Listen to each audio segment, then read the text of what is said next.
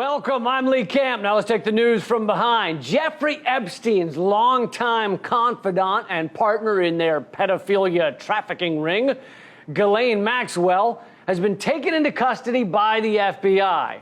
This is causing a bit of a turf war between different law enforcement agencies as to who gets to suicide her. The FBI want to, the NYPD want to, the Clintons want to, even the beefeaters with the funny hats want to, on behalf of Prince Andrew. Only time will tell who gets to help her kill herself, but they all know it must happen before she testifies about everything she knows. Let's move on to Dominion and Duke Energy, who, if you read their press releases, are working on an awesome pipeline that will carry radical fracked gas across thousands of miles, occasionally causing totally tight cancer in a certain percentage of the mad cool yo population by destroying their vicious sweet water supply. Sounds pretty tubular, doesn't it? The pipeline would run underneath parts of Virginia, West Virginia, and North Carolina. But just this week, horrible news has hit the community of poor, defenseless, billionaire investors who get rich by Swiss cheesing America with a form of fuel that is killing everything we know, and then some. And those investors are they're really great people. So this is like a super sad story. What? I'm sure they're nice. They probably have great hors d'oeuvres at their hot tub body paint sex parties that are free and open to all kinds of folks. Women who are really rich, men who are really rich. That's pretty much it. Anyway, the horrible news is the developers of the Atlantic Coast Pipeline are giving up, saying on Sunday that the pending lawsuits and the rising costs are making it impossible to proceed. Yes, the rising costs of massive pipelines, mainly caused by the protesters and the lawsuits. This is disgusting. Poor developers like Dominion and Duke Energy that barely have billions of dollars to their names are forced to compete with upwards of dozens of devoted protesters who have somehow become brainwashed into believing that killing humanity's ability to live on this planet is a bad thing. I mean, where are they getting their crazy ideas? It's probably the Mara Jemima they've been smoking. Or they're suffering from ginger-infused kombucha of the frontal lobe. That's a thing. How dare these activists decide on their own that we should all be able to live on this planet longer than 10 years. Who are they to make that decision for us? Clearly they are dictators pushing their tyrannical survival beliefs on all of us. Do you not feel oppressed? I feel oppressed. Anyway, in this case, they seem to have won. By slowing down the building of the pipeline, they have held off the project long enough that it was no longer financially viable. One can only hope they don't use this victory as an example that could be replicated in other pipeline battles. I mean, we can only hope they stop being stupid, awesome people making me look bad. But it actually gets even worse. A judge has ordered the shutdown of the Dakota Access Pipeline as well. We can only pray that more pipelines don't get stopped, thereby forcing the rest of us to keep on living for extra years when we could be doing what we really love, which is die much sooner from atmospheric suffocation or sea level rise or the always popular city rearranging giant fire tornadoes. Those are so much more fun. There are many fun ways that one could be dying. So fuck you, activists. Speaking of fire, if Washington, D.C., San Francisco, Baltimore, Chicago, Miami, Minneapolis, and Manhattan were all simultaneously on fire, don't you think that would be a major national story that filled up Jake Tapper's entire show and filled up Brian Stelter with caramel nougat? I'm just kidding. He's already filled with nougat.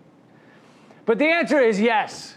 It would be a major national and international news story. Well, that's why I think you might be surprised to find out that Washington, D.C., San Francisco, Baltimore, Chicago, Miami, Minneapolis, and Manhattan are all on fire simultaneously. I mean, not the actual cities, but a landmass the size of those cities combined is on fire. But because that landmass happens to be located in Arizona, one of the flyover states, we don't seem to care when it's engulfed in flames.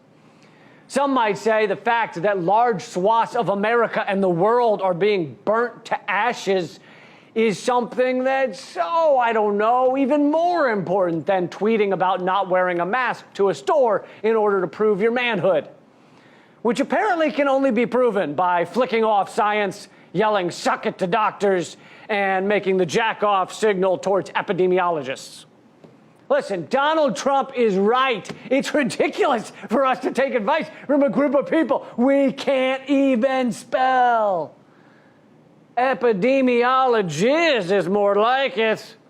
By the way, if you're going to do this signal in public, you got to wear a glove in order to slow the spread of the virus. Back to the sautéing of Arizona. June is generally the beginning of monsoon season in Arizona, but instead of rain, the state experienced drought and scorching temperatures of 105 to 110 degrees Fahrenheit, literally hot enough to melt through shoes at the Grand Canyon, which sounds very hot, but seems to be burying the real story. Why is the Grand Canyon wearing shoes? Huh? And how big are those shoes? Bet no one in the mainstream media is asking that. And you call yourselves journalists. I don't know if they still do, actually. Although I have a friend who heard from a friend who's dating a guy who has drinks every Thursday with a producer at NBC, and he says they stopped calling themselves journalists and now call themselves info-rapists, which I feel like is far more accurate. I mean, the truth did not consent to be mangled on this level. So what do we do about the fact that many areas of America are already in hell? At least if you mean the traditional fiery Dante hell and not the postmodern third floor of IKEA after 2 hours of wandering aimlessly in search of the exit with a cart full of throw pillows and nonstick spatulas that you couldn't possibly need if we had a 40-room mansion instead of a studio apartment. What are we going to do with all these spatulas? That kind of hell. IKEA, you notice everyone at IKEA, we try out couches the same way. You sit on them, you bounce up and down a little bit, and then you rub your hand on the fabric. That's not a real test of a couch. If you really wanted to test a couch in an IKEA showroom, you'd see how well it absorbs a fart when you're naked with one leg behind your head. Because if you have the wrong couch at that moment, it can ruin a relationship, ruin a whole life.